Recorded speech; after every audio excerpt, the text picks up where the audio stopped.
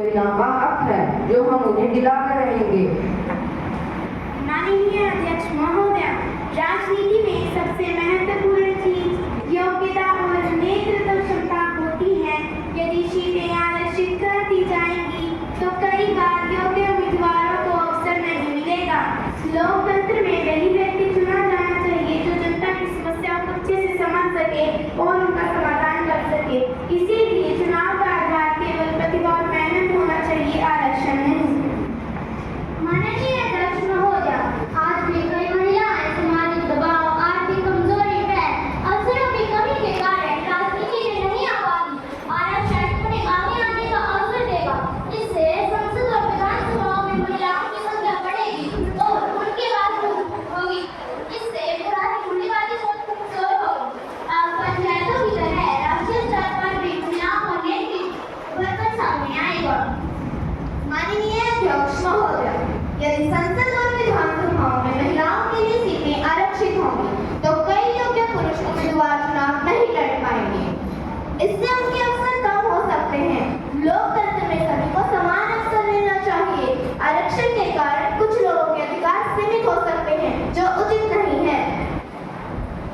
माननीय अध्यक्ष महोदय, महिलाओं की समस्याओं को अधिक अच्छी तरह समझ सकती हैं, जैसे महिला सुरक्षा, घरेलू हिंसा, दहेज प्रथा, शिक्षा और स्वास्थ्य। जब अधिक महिला प्रतिनिधि होंगी तो इन मुद्दों पर गंभीरता से चर्चा और प्रभावी कानून बन सकेंगे। अध्यक्ष महोदय, जब तक संसद में महिलाएं नहीं आएंगी तब तक उनके अधिकार अधूरे रहेंगे। महिला नेता समाज की दबी हुई आवाजों को इस सदन तक आसानी से ला सकती है। यह बिल महिलाओं को पुरुषों के बराबर अधिकार देने के लिए बहुत जरूरी है। माननीय अध्यक्ष महोदय, आज महिलाएं हर क्षेत्र में सफलता प्राप्त कर रही है। वे डॉक्टर, इंजीनियर, विज्ञानी, खिलाड़ी और अधिकारी बन रही है। कई महिलाएं बिना किसी आरक्षण के राजनीति में भी सफल हुई है। इससे साबित होता है कि वे अपनी मेहनत और प्रतिभा के दम पर आगे बढ़ सकती है। इसलिए अलग आरक्षण की आवश्यकता नहीं है। माननीय अध्यक्ष महोदय, लोकतंत्र का अर्थ है जनता का शासन। यदि आधी आबादी की भागीदारी हो तो लोकतंत्र पूरा माना जाएगा। महिला आरक्षण बिल लोकतंत्र को अधिक प्रातिनिधिक और मजबूत बनाएगा और महिलाओं को राष्ट्रीय स्तर पर अपनी पहचान बनाने में मदद करेगा। माननीय अध्यक्ष महोदय, लोकतंत्र में जनता को यह अधिकार होता है कि वह अपनी पसंद का उम्मीदवार चुने। यदि सीटें पहले से आरक्षित होंगी तो जनता की पसंद सीमित हो जाएगी। चुनाव स्वतंत्र और निष्पक्ष होने चाहिए। जनता जिस उम्मीदवार को योग्य समझे उसी को चुनने का अवसर मिलना चाहिए। माननीय अध्यक्ष महोदय, भारत में पंचायतों और नगरपालिकाओं में महिलाओं को आरक्षण दिया गया था। इसके सकारात्मक परिणाम सामने आए हैं। कई महिला सरपंचों ने शिक्षा, सुरक्षा और स्वास्थ्य के क्षेत्र में प्रशंसनीय कार्य किए हैं। यह साबित करता है कि महिलाएं भी अच्छा नेतृत्व कर सकती हैं। माननीय अध्यक्ष महोदय, महिला आरक्षण लागू होने पर कई राजनीतिक दल अपने परिवार की महिलाओं को टिकट दे सकते हैं। इसमें परिवारवाद और वंशवाद बढ़ेगा। राजनीति में नए और योग्य लोगों को मौका मिलने के बजाय केवल राजनीतिक परिवारों का फायदा होगा। यह लोकतंत्र के लिए सही नहीं होगा। माननीय अध्यक्ष महोदय, जब लड़कियां महिला नेताओं को सफल होते देखेंगी तो वे भी बड़े सपने देखने लगेंगी। इससे शिक्षा और आत्मनिर्भरता को बढ़ावा मिलेगा। राजनीति में नई सोच और संवेदनशीलता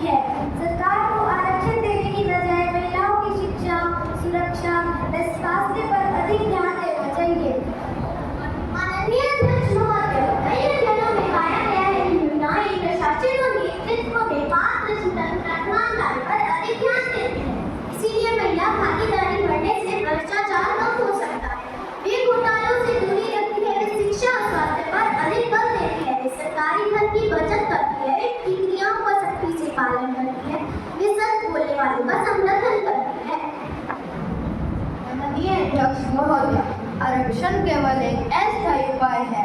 इससे समस्या का स्थायी समाधान नहीं होगा। महिलाओं को आत्मविश्वास, शिक्षा और प्रशिक्षण देकर मजबूत बनाना ज़्यादा जरूरी है। जब महिलाएं अपनी क्षमता से आगे बढ़ेगी तभी वास्तविक समानता स्थापित होगी। माननीय अध्यक्ष महोदया, मैं संसद का ध्यान विपक्ष के दोहरे चेहरे की ओर आकर्षित करते हुए शेर अर्ज करना चाहता हूँ। मंच पर नारी नारी चिल्लाओगे, फिर संसद में बिल से मुंह चुराओगे, फिर वोट मांगने जब घर घर जाओगे तो क्या महिलाओं को नजर मिला पाओगे?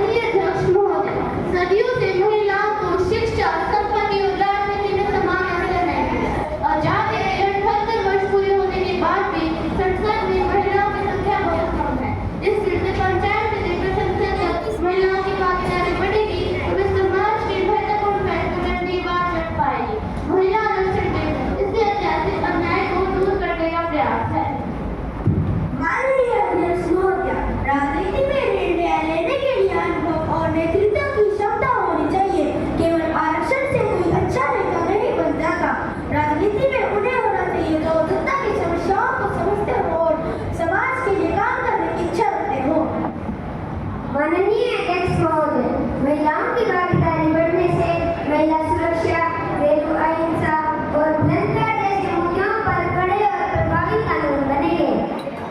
माननीय अध्यक्ष महोदय, यदि महिलाओं को अलग से आरक्षण दिया जाएगा तो समाज में महिलाओं और पुरुष के बीच भेदभाव की भावना बढ़ सकती है। कुछ लोग यह महसूस कर सकते हैं उनके साथ अन्याय हो रहा है। हमें ऐसा समाज बनाना चाहिए जहाँ सभी लोगों को समान अवसर मिले और किसी प्रकार का विभाजन न हो। माननीय अध्यक्ष महोदया, किसी भी देश का विकास तभी संभव है जब महिला और पुरुष दोनों बराबर योगदान दे। महिलाओं की सक्रिय और भागीदारी से किसी भी देश का विकास अधिक सफल और विकासशील रहता है। ईमानदारी से काम करना और नियमों का पालन करना ही देश की सबसे बड़ी सेवा है। जब हर नागरिक शिक्षित और जागरूक बनेगा तभी हमारा समाज आगे बढ़ेगा। माननीय अध्यक्ष महोदय, आज के युवा मेहनत और प्रतिभा के आधार पर आगे बढ़ना चाहते हैं। यदि हर क्षेत्र में आरक्षण बढ़ेंगे तो सामान्य वर्ग के युवाओं के अवसर कम हो सकते हैं। सभी युवाओं को बिना किसी विशेष सुविधा के समान अवसर मिलने चाहिए।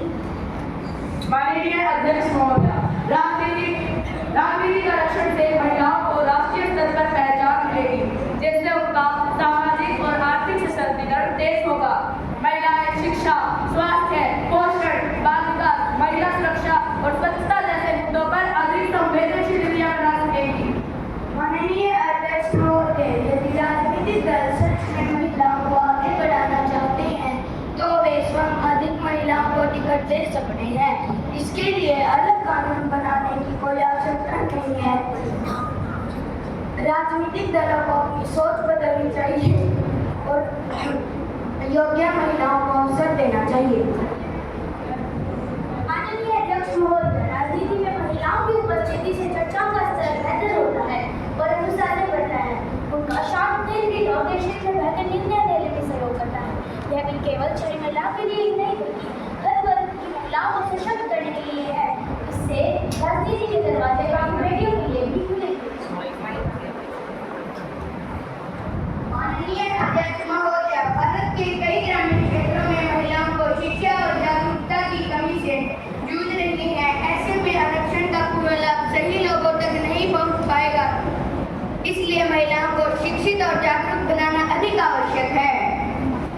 माननीय अध्यक्ष महोदया, विपक्ष के इन सवालों से मुझे एक शेर याद आ रहा है कि जिंदगी भर गाली में यही भूल करता रहा, कि जिंदगी भर गाली में यही भूल करता रहा, धूल चेहरे पर थी और मैं आईना साफ करता रहा, धूल चेहरे पर थी और मैं आईना साफ करता रहा। हमारा विपक्ष भी कुछ ऐसी गलती हो रहा है। माननीय अध्यक्ष महोदया, यदि हर क्षेत्र में आरक्षण बढ़ता जाएगा तो सामान्य वर्ग के अवसर कम हो जाएंगे। इससे समाज में ऐसा बढ़ सकता है। हमें अपना समाधान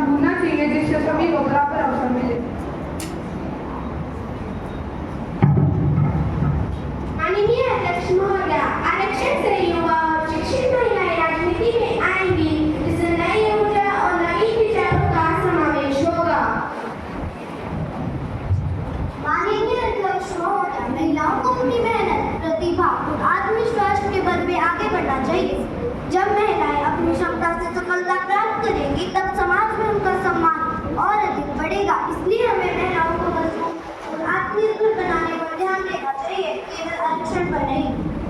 माननीय अध्यक्ष महोदय, कल तक जो बिल को धब्बे में छुपाए बैठे थे, आजादी से अब तक जो बस मुद्दा बनाए बैठे थे, आज बिल पास हुआ तो दर बढ़ने लगा होगा, तो उन सदियों तक इसको लटकाए बैठे थे, लटकाए बैठे।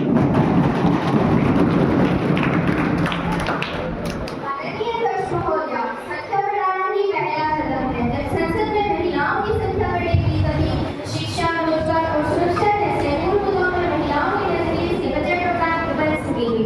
जो महिलाएं बिना आरक्षण के सफल हुई हैं, उन्होंने बहुत कठिन संघर्ष किए हैं, लेकिन आरक्षण का उद्देश्य उस संघर्ष को कम करना है ताकि समाज में हर वर्ग की सामान्य महिला बिना डरे राजनीति में प्रवेश कर सके। माननीय अध्यक्ष महोदय, राजनीति का उद्देश्य समाज की सेवा करना होता है। इसमें वही व्यक्ति आना चाहिए जो जनता की समस्याओं को समझ सके और उनके समाधान के लिए काम कर सके। यदि सीटें आरक्षित होंगी तो कई बार केवल आरक्षण के आधार पर उम्मीदवार चुने जा सकते हैं। लोकतंत्र में जनता को सबसे योग्य प्रतिनिधि चुनने का पूरा अधिकार होना चाहिए। अब तक तो सिर्फ घर की दीवारों को संवारा है, अब देश की तकदीर बदलने का इशारा है। सदियों से जो गूंज दबी थी निगाहों में, अब उस बुलंद आवाज को संसद का सहारा है, संसद का सहारा है। ना आरक्षण से, ना एहसास से, पहचान बनेगी अपने आत्मसम्मान से। नारी जब उन पर विश्वास जताएगी, हर मुश्किल को मुस्कुराकर हराएगी, मुस्कुराकर हराएगी। माननीय अध्यक्ष महोदय, महिलाएं सत्ता में आने पर महिला और बाल विकास से जुड़े मुद्दों को प्राथमिकता देंगी। माननीय अध्यक्ष महोदय, यदि महिलाओं को आरक्षण के माध्यम से अवसर मिलेगा तो कुछ लोग उनकी सफलता को उनकी मेहनत के बजाय आरक्षण का परिणाम मान सकते हैं। इससे उनकी वास्तविक प्रतिभा और क्षमता को कम आंका जा सकता है।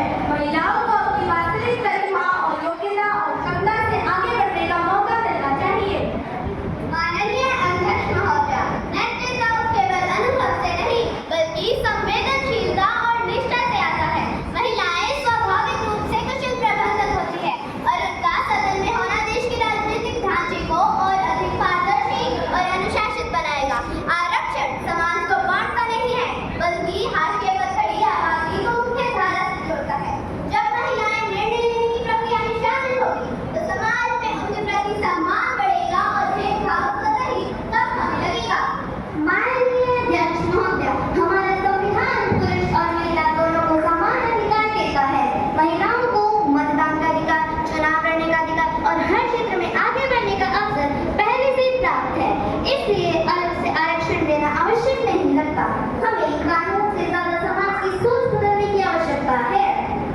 माननीय अध्यक्ष महोदय, शिक्षा के साथ साथ अधिकार मिलना भी जरूरी है।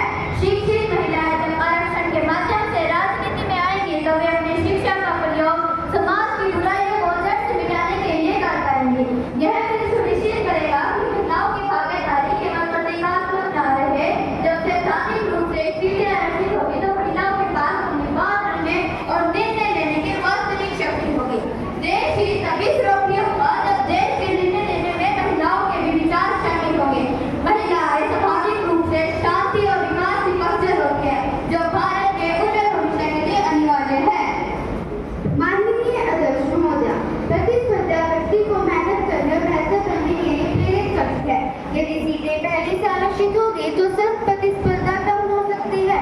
लोकतंत्र में हर उम्मीदवार को समान रूप से चुनाव लड़ने और अपनी क्षमता साबित करने का अवसर मिलना चाहिए। माननीय अध्यक्ष